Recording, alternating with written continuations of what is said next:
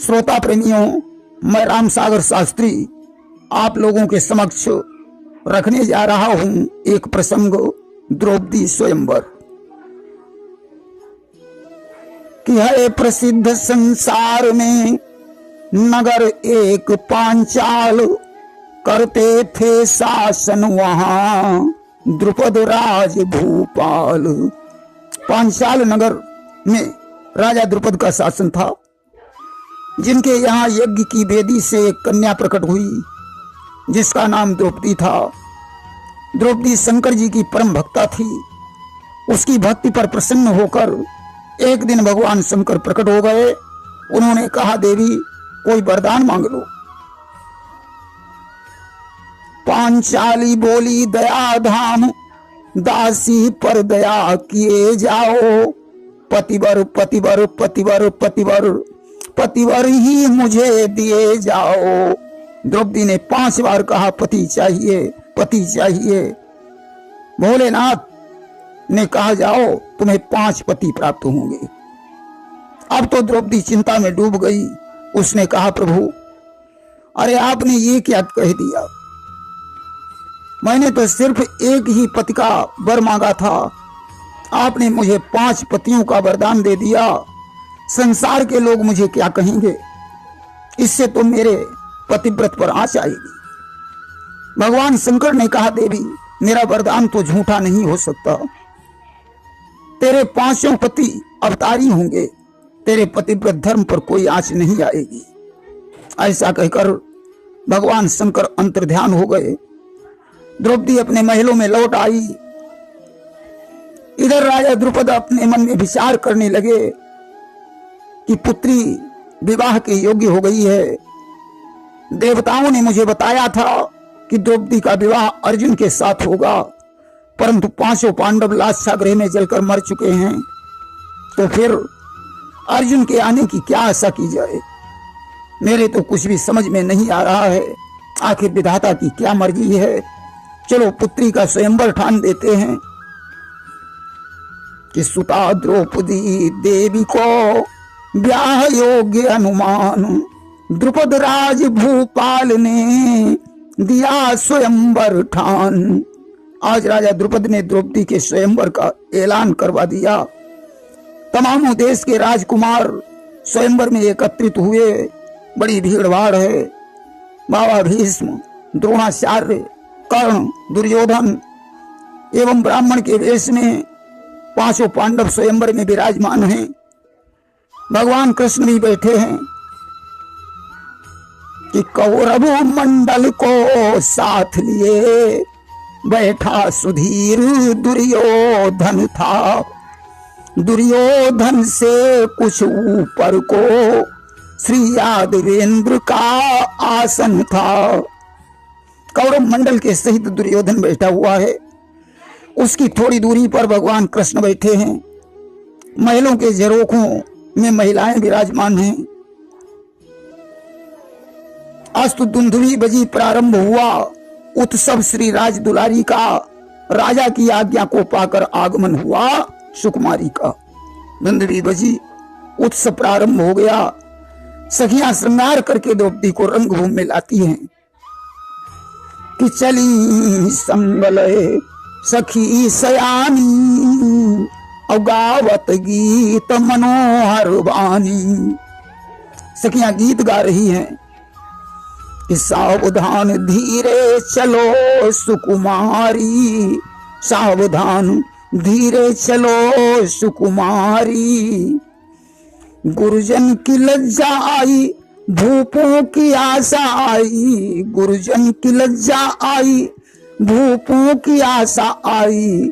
आई हमारी दुलारी, सावधान धीरे चलो सुकुमारी। आज सखियां गीत गाती हैं। और पानी सरोज सोहजे माला, अब चट चितये सकल भुवाला। हाथों में जयमाला है। द्रौपदी ने सभी राजाओं की तरफ देखा। राजकुमारों ने द्रौपदी को देखा। रूप देखकर मंत्र मुग्ध हो गए। उसी समय बंदीगण आए, राजा का ऐलान सुनाने लगे कि बंदीगण ने उस समय शुरू किया ऐलान, धीर धीर योद्धा गणों सुनो लगा कर कान। उसी समय बंदीगणों ने राजा का ऐलान सुनाया। सज्जनों, बंदीगणों ने कहा कि हे वीरों, या तो सभी लोग जानते हैं कि आज द्रौपदी का स्वयंवर है, परंतु आप लोगों को शायद ये नहीं मालूम होगा कि स्वयंवर किस शर्त पर निर्भर है। इस वज्र खंभ को गौर से देखो, इसके आखिरी सिरे पर लोहे का चक्र चल रहा है। खंभ और चक्र के बीच में मछली चक्कर खा रही है। नीचे तेल के कढ़ाई में उसकी परछाई नजर आ रही है। तेल में देखकर मछली की बाईं आंख फोड़नी है कि तेल में देखकर लक्ष्य करे, वह आज स्वयंवर में बर है। जो बाईं आंख फोड़ देगा उसको द्रौपदी निछावर है। जो मछली की बाईं आंख फोड़ देगा उसी के साथ द्रौपदी का विवाह हो जाएगा। अब आप लोग अपनी अपनी किस्मत आजमा सकते हो। इस प्रकार ऐलान सुन उठे वीर बलवान, इष्ट देव का ध्यान धर सीधी हुई कमान। एक वीर ने कहा, सज्जनों, आज सभी वीर उठ उठ करके खड़े हो जाते हैं, अपना अपना निशाना लगाते हैं। तमामों वीर निशाना लगा लगा कर हार गए, परंतु सभी निशाना, किसी का भी निशाना नहीं लग सका। कारण यह था कि उस चक्र से मिलकर भगवान कृष्ण का चक्र सुदर्शन चल रहा था, जिससे टकराकर बाण बीच से टूट जाता था। राजा द्रुपद को बड़ा अफसोस हुआ। वे कुछ कहना ही चाहते थे, तब तक भीष्म पितामह बोल उठे कि आज कोई दिखाता मुझे नर नहीं, प्रण करे पूर्ण ऐसा धनुर्धर नहीं। देश देशांतरों के नरेश्वर जुड़े, द्रौपदी के लिए पर मिला बर नहीं। मालूम पड़ता है इस पृथ्वी पर कोई वीर नहीं रह गया है। जब भीष्म पितामह ने ऐसा कहा तो एक वीर ने कहा, तो आप ही निशाना लगाकर दिखाइए, हम लोग कायर हैं, तो आप ही वीरता का परिचय दीजिए। कहा भीष्म ने, क्या करूं, हूं प्रण से लाचार, इस जीवन में ब्याह का रहा नहीं अधिकार। बाबा भीष्म ने कहा, इस जीवन में विवाह करने का मेरा अधिकार ही नहीं रहा। मैंने तो आजीवन कुंवारे रहने की प्रतिज्ञा की है कि हाँ, एक बात जो हो जाए तो लाभ उठा डालूं फन से, लग जाए निशाना अगर मेरा तो शादी हो दुर्योधन से। हाँ, अगर ऐसा हो जाए कि मेरा निशाना सही लग जाए और द्रौपदी का विवाह दुर्योधन के साथ कर दिया जाए। राजा द्रुपद ने भीष्म पितामह की शर्त को स्वीकार कर लिया। भीष्म पितामह जी ही निशाना लगाने के लिए आगे बढ़े, सामने शिखंडी आ गया। भीष्म पितामह ने सोचा अपशकुन हो गया, धनुष बाण को रख दिया, चुपचाप बैठ जाते हैं। भीष्म के बैठ जाने पर द्रोणाचार्य ने धनुष पर बाण चढ़ाया, उठकर खड़े हो गए कि द्रोण गुरु ने भी तभी किया बाण संधान, टूट गिरा सायक तभी चूर हुआ अभिमान। द्रोणाचार्य ने बाण का संधान किया, चक्र से टकराकर बाण टूट गया। दर्शकों ने ताली पीट दी। अरे, जब गुरु की ऐसी हालत है, जो सही निशाना नहीं लगा सकता है, तो उसके चेले क्या कर्तव्य दिखा सकते हैं। द्रोणाचार्य के बाद आज कर्ण उठकर खड़ा हो गया। एक विपक्षी ने कहा, जरा इनसे पूछिए ये महोदय किस देश के राजकुमार हैं? बिना परिचय दिए ये लक्ष्य भेद कैसे कर सकते हैं? अब कर्ण अपने को कहां का राजकुमार बताए। दुर्योधन को कर्ण पर दया आई। उसने कर्ण के मस्तक पर मुकुट रख दिया और बोला कि अंग देश का मुकुट कर्ण के मस्तक पे धरता हूं, जीवन भर के लिए आज से इसे मित्र करता हूं। मैं कर्ण को अंग देश का राज्य प्रदान करके जीवन भर के लिए अपना मित्र स्वीकार करता हूं। एक वीर ने कहा, चलो ये अंग देश के राजकुमार हो गए, आपके मित्र हो गए, परंतु इनकी जात के बारे में जानना भी बहुत जरूरी है। इनसे पूछा जाए तुम्हारी जात क्या है। बिना कुल गोत्र के जाने कन्या का विवाह कैसे हो सकता है। आज कर्ण से कुल गोत्र का प्रश्न किया गया। कर्ण बोला कि बेशक मेरे बल विक्रम से सारा जहान थर्राता है, पर प्रश्न जाति का उठता है तो मुंह न दिखाया जाता है। बेशक मेरे पराक्रम से सारा संसार डरता है, परंतु जब जाति का प्रश्न उठता है तो मेरा मुंह शर्म से नीचे झुक जाता है। विपक्षी ने द्रुपद से कहा, राजन इतना ध्यान रखना कि इस शुद्ध वंश में खिचड़ी का मजमून कहीं हो जाएगा तो पहले से जतलाते हैं, बस खून यही हो जाएगा। यदि इस भटवर ने निशाना लगाया तो मैं आपको जान से मार डालूंगा। आज तो कर्ण लाचार होकर बैठ गया। अब गुरुजन का आशीष ले उठे पार्थ बलधाम, इष्ट देव की ओर को झुककर किया प्रणाम। गुरुजनों का आशीर्वाद लेकर कुंती नंदन अर्जुन उठकर खड़े हो गए। भगवान कृष्ण की तरफ देखा, झुककर प्रणाम किया, धनुष पर बाण चढ़ाया। भगवान कृष्ण ने चक्र सुदर्शन को संकेत कर दिया कि बाजू ने थोड़ा बल खाया, खुद चक्र सुदर्शन विचल गया। चक्र के निकट चटकार हुई, वो तीर आंख से निकल गया। अर्जुन ने ज्यों ही बाण छोड़ा, चक्र सुदर्शन हट गया। बाण आंख फोड़कर व्योममंडल में चला गया। कुछ दुष्टों ने कहा, लक्ष्य भेद सही नहीं हुआ। जिस बाण का संधान किया गया वह बाण तो दिखाई पड़ना चाहिए। अब ऐसा निशाना लगाओ कि बाण मछली की आंख को फोड़कर उसी में लटक जाए। मजबूर होकर अर्जुन को दोबारा निशाना लगाना पड़ा।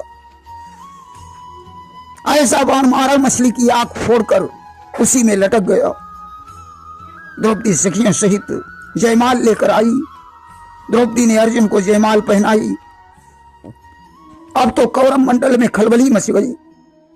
कौरवों ने कहा, ये स्वयंवर में राजा द्रुपद की चाल है।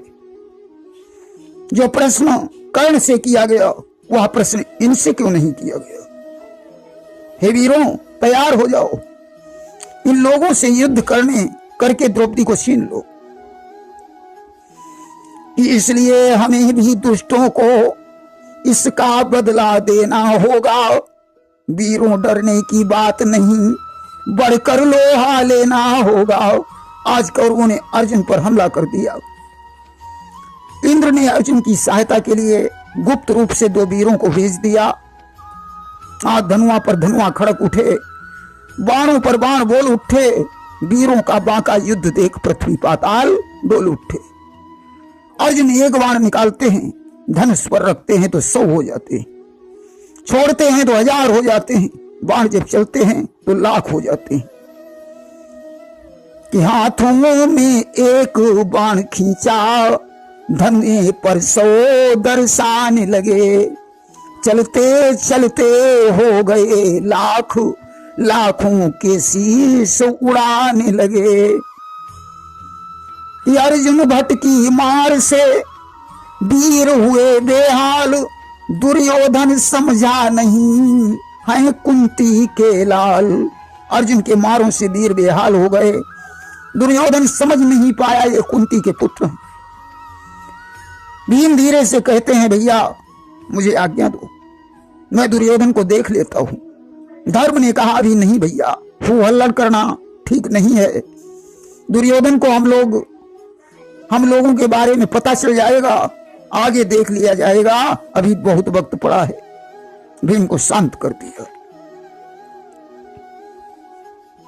युद्ध शांत होने के बाद दुर्योधन ने एक दूत को बुलाकर अर्जुन के पास भेजा और संदेश कहलवाया कि तुम सिर्फ एक भिखारी हो, एक राजदुलारी का पालन पोषण करना तुम्हारे बस की बात नहीं है, कि तुम केवल एक भिखारी हो, यह देवी राजदुलारी है, इसका पालन पोषण कर लो, यह हस्ती नहीं तुम्हारी है।